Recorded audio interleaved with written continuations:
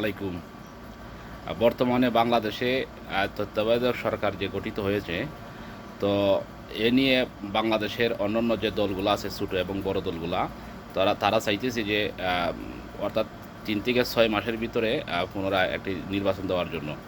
তো এ নিয়ে আমাদের প্রবাসীদের মধ্যে অনেকটি ক্ষোভ আছে যে এই মুহূর্তে দেওয়া ঠিক নয়।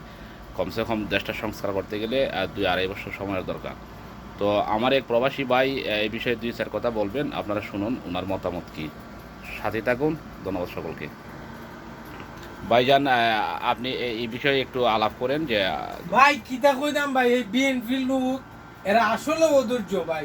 এরা আসলে মানে ধৈর্য যে কাকে বলে এরা বুঝে না। এরা উচিত ছিল হাসিনার আন্ডারে, হাসিনার পুলিশে যে এরা নিয়ে আয়না করে ঢুকে রাখছে, এরা যে রিমান্ডে নিয়ে যে হারুনে মারছে, এরা উচিত ছিল অন্য টাকা। কারণ হচ্ছে ভাই এই ইউনূস সাহেবের সরকার 2-1 দিনের ভিতরে আইছে, এবং আমার সাথে সাথে বেটারে প্রেশার দেওয়া শুরু করে দিছে তারা যে 3 মাস আর 6 মাসের ভিতরে নির্বাচন দেওয়া লাগে। কেন ভাই 3 মাস 6 মাসে কি একটা দেশ সংস্কার হয়ে যায়? কমসে কম 3 থেকে 5 বছরের ভিতরে যদি লাগে, যত দিন লাগে দেশটা সংস্কার করতে, দুর্নীতি একবারে বিমূল করতে বা দুর্নীতি বাংলাদেশ থেকে একবারে বিচ্ছিন্ন করতে গিয়া যত দিন সময় লাগে ইউনূস সাহেবের দরকার নেই। আচ্ছা, তারপরে হচ্ছে তত্ত্বাবধায়ক সরকারের আন্ডারে একটা সুষ্ঠু নির্বাচন দেয়, এরপরে হচ্ছে ক্ষমতা হস্তান্তর। আচ্ছা, আমি যদি আপনাদের কাছে একটি প্রশ্ন রাখি যে তাদের মধ্যে কি দেশটা সংস্কার করা সম্ভব হবে? অর্থাৎ আপনি যে সময়টুকু চাচ্ছেন এর ভিতরে আপনার মতামত কি? ভাই 3 মাস 6 মাসের ভিতরে কি সম্ভব হবে ভাই? বাংলাদেশের একবারে অফিসের একটা পিয়ন থেকে ধরে একবারে অফিসের বস পর্যন্ত কারাপ্টেড দুর্নীতিবাজ।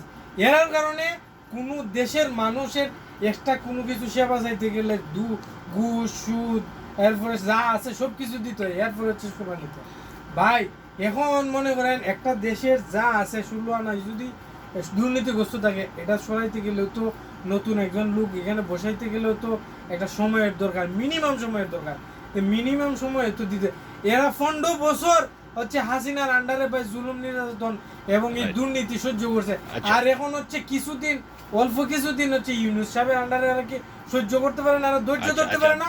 এদের উচিত ছিল হচ্ছে ইয়ার মধ্যে। আচ্ছা, ধন্যবাদ আপনাকে। আমি যদি আরেকটি বিষয় আপনাদের সাথে যোগ করতে চাই, তাহলে আমাদের প্রবাসীদের জন্য ডক্টর ইউনূস সাহেবের করণীয় কি এবং এই ব্যাপারে যদি একটু বলেন। আমাদের প্রবাসীদের, কারণ আমরা দেখুন, আমরা প্রবাসীরা মূলত আমি আপনাদেরকে বলছি, আমার কথাটা একটু শুনেন আগে। আমরা প্রবাসীরা হয়তো অনেক ক্ষেত্রে হয়রানি, যেমন আমরা দেশে গেলে আমাদের লাগেজগুলোকে লাদ দিয়ে ফেলা হয় বা আমাদেরকে অনেক লেট করে ইমিগ্রেশন করা হয়, আর অন্য ক্ষেত্রে আমরা অনেকটা হয়রানি, টিকিটের মূল্য অনেকটা বৃদ্ধি, সব কিছু মিলিয়ে এই বিষয়ে যদি একটু বলেন প্রবাসীদের পক্ষ থেকে। ভাই আমরা ডক্টর ইউনূস সাহেবের কাছে এটাই প্রত্যাশা যে দেশ, আমরা যারা প্রবাসী আছি তারা যেহেতু মনে করেন একবারে প্রবাসী আসার শুরু থেকে তখন একটা পাসপোর্ট বানাইতে গেলে, এরপরে পাসপোর্ট থেকে দৌড়া হচ্ছে বিমানের টিকিট থেকে দৌড়া, তারপরে বিএমইডি কার্ড থেকে দৌড়া, পুলিশ ক্লিয়ারেন্স থেকে দৌড়া, সব কিছুতে আমরা টাকা দিয়ে হচ্ছে আমরা হচ্ছে ইয়া করতে হয়, সব কিছু করতে হয়। আমরা চাই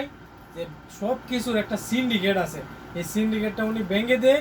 তারপরে আমরা যখন প্রবাসে আসবো, প্রবাস থেকে যাওয়ার সময় আমরা অন্ততপক্ষে যাতে আমাদেরকে আমাদের নিজের দেশের যে এয়ারপোর্ট আছে শাহজালাল আন্তর্জাতিক বিমানবন্দরে, ওইখানে যাতে আমাদের যে জিনিসপত্র আছে, মালামাল আছে, ওইটার যাতে সেফটি থাকে, নিরাপত্তা থাকে, এবং আমাদেরকে যাতে ইমিগ্রেশন করতে যাতে কোনো হয়রানি না হইতে হয়, এবং আমাদের প্রবাসে যারা মৃত্যুবরণ করে তাদের লাশ যাতে ফ্রিতে দেশে সরকার নিয়ে যায়।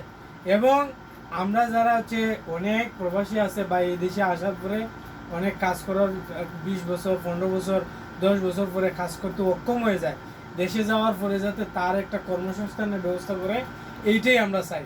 আর দেশের যত বিদেশের যত প্রবাসী আছে সবার কাছে আমার অনুরোধ যে আপনারা এমন আর হুন্ডিতে একটা পয়সাও পাঠাইবেন না, যেহেতু আমরা দেশ বিনির্মাণ করতেছি নতুনভাবে। আমরা সবাই আজ থেকে প্রবাসীরা ব্যাংকের মাধ্যমে বৈধভাবে টাকা পাঠাবো। ধন্যবাদ আপনাকে এই ধরনের মূল্যবান কথা বলার জন্য প্রবাসীদের পক্ষ থেকে। দর্শক আপনাদেরকে সকলকে ধন্যবাদ সবাইকে। দেশের মানুষ সুখে থাক, শান্তি থাক। আল্লাহ হাফেজ।